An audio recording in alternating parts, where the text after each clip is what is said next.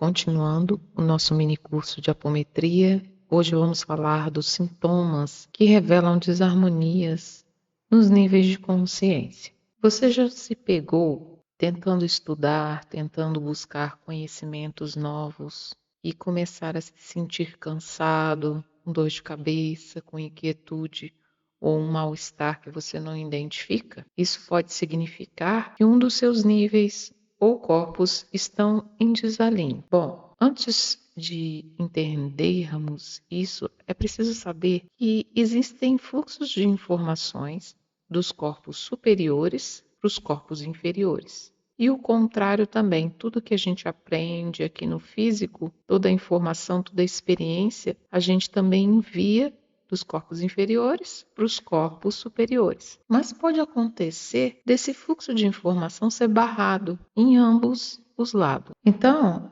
vocês visualizam na figura, né, o fluxo de informação normal indo do corpo búdico ali, Atman, para os corpos inferiores, lá, mental inferior, astral, etérico, até chegar no físico, no cérebro físico. E o fluxo de volta ascendente do físico, etérico, astral, indo para os corpos superiores até chegar no búdico. Acontece que quando esses fluxos são barrados, nessa outra imagem, o que vai acontecer? Uma sobrecarga por acumulação ou congestionamento destas informações que não puderam ser transportadas por haver impedimentos ou barreiras no caminho. Esse acúmulo, então, vai gerar umas desarmonias, vai gerar fadiga, produzindo um refluxo energético. Então, neste caso, teríamos como o sintoma mais comum a dor de cabeça, a sensação de cansaço durante uma leitura, ou a não absorção de informações lidas, ou dificuldades também de se reter e memorizar o que se leu. Essas barreiras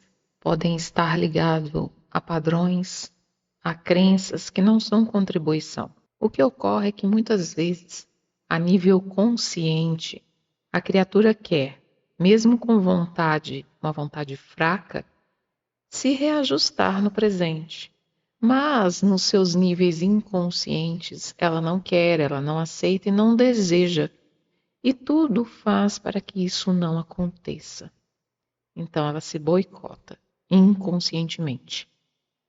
É como se o espírito não reencarnasse por inteiro. A parte encarnada fica isolada do resto do conjunto, fragilizada e impotente. Nestes casos, só a conscientização, o tratamento e a doutrinação do corpo ou nível desajustado possibilitará a sincronização do agregado espírito-matéria. E aí, no nível consciente, a pessoa fica desesperada para buscar uma solução para o seu drama. Ela quer se curar, ela busca que alguém lhe cure, ela busca uma solução que vem de fora, que raramente consegue. Ela quer a cura sem modificar-se. Ela quer sarar para continuar com os mesmos vícios, com as mesmas atitudes negativas, e só vai se dar conta quando estiver muito cansado de sofrer e plenamente consciente de que tem que fazer algo por si mesmo. Tem que se reajustar com as leis da vida. Aí começam-se a abrir as portas. Aí entra o trabalho apométrico e a terapia psicológica. No trabalho apométrico, pode-se trabalhar levando cada nível ou persona a enfrentar o passado e, de certa forma, passando ele a limpo, passando as mazelas, os erros, os apegos, os automatismos, podem ser despolarizados, dando condições melhores a que o paciente possa reajustar-se, possa enfrentar as vicissitudes, provas e propostas programadas para essa nova personalidade. E daí vamos encontrar os desdobramentos múltiplos, partes e partes de mais partes. O espírito se divide para que um dia ele possa se harmonizar, procurando ser um novamente na centelha divina. E enquanto não faz este retorno, ele se divide infinitamente para que possa ser recuperado e harmonizado. E é isso que acontece na dissociação dos níveis. Vamos explicar de uma forma simplificada os níveis e os subníveis, personas ou subpersonas de que tratamos na apometria? Bom, níveis ou personas são personalidades de vidas passadas ou vidas futuras fora da linha de tempo atual. Subníveis são fractalizações nesta linha de tempo atual. Dando exemplo, vamos supor que você, quando criança, sofreu um grande trauma. Você se fractaliza neste momento de emoção, deixa uma parte sua naquela linha de tempo e segue seu caminhar. Só que você seguiu seu caminhar, hoje você é adulto, você tem uma parte sua presa naquela linha de tempo, naquela memória emotiva. Você tem a sua criança ferida, né? A famosa criança ferida.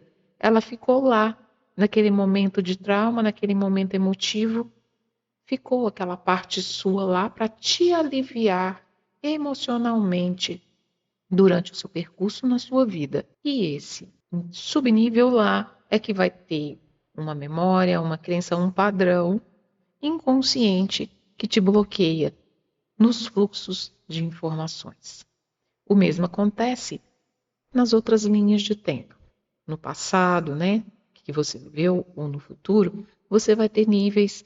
Por exemplo, você tem uma persona que viveu no passado, num tempo de guerra, por exemplo. Foi um momento de trauma emotivo, você deixou aquela persona lá, você se fractalizou lá para aliviar a carga na sua linha de tempo atual.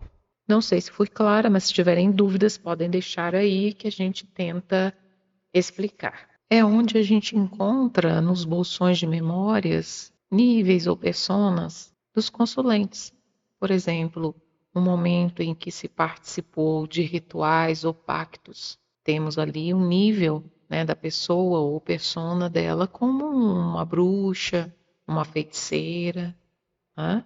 Então, ficou lá naquele bolsão de memória, revivendo aquela situação traumática que vai ressoar no momento atual do consulente. Então, na apometria, nós vamos tratar esses subníveis, esses níveis, personas ou subpersonas.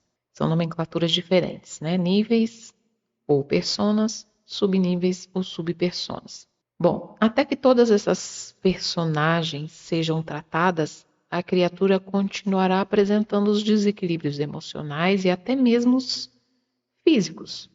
Enquanto ela não produzir em si mesma a reforma íntima e as alterações necessárias e adequadas, sempre haverá personalidades rebeladas. Então, está aí o desenvolvimento do autoconhecimento, a importância de desenvolver o autoconhecimento, a importância da terapia psicológica nesse auxílio de desenvolver esse autoconhecimento. Acontece muitas vezes de um nível ou persona se sobrepor à ponta física, né, que é a personalidade real ou visível desta linha de tempo presente. Isso não deve acontecer. Né? Sempre a ponta encarnada, que a gente chama ponta física, que é a personalidade real ou visível, é você. Você sempre deve ser a condutora firme e forte, acima das demais. Porque esses níveis, esses subníveis são como que consciências com própria vontade. Caso você não tenha esse poder sobre as outras, haverá então algo problemático na sua vida. Então, no tratamento apométrico, nós tratamos esse nível, esse subnível e encaminhamos ao hospital para tratamento de consciência por 21 dias. Depois de 21 dias, esse nível, subnível, retorna ao seu condomínio espiritual, ao seu agregado espiritual. Retorna a você, fazendo parte de você como sempre fez. Então, é interessante começarem a desenvolver o seu autoconhecimento, a perceber que nível que está me influenciando, que nível está me fazendo procrastinar, que nível está me bloqueando. Eu posso ser mais forte que ele, Então, façam o trabalho de autoconhecimento e autocura também.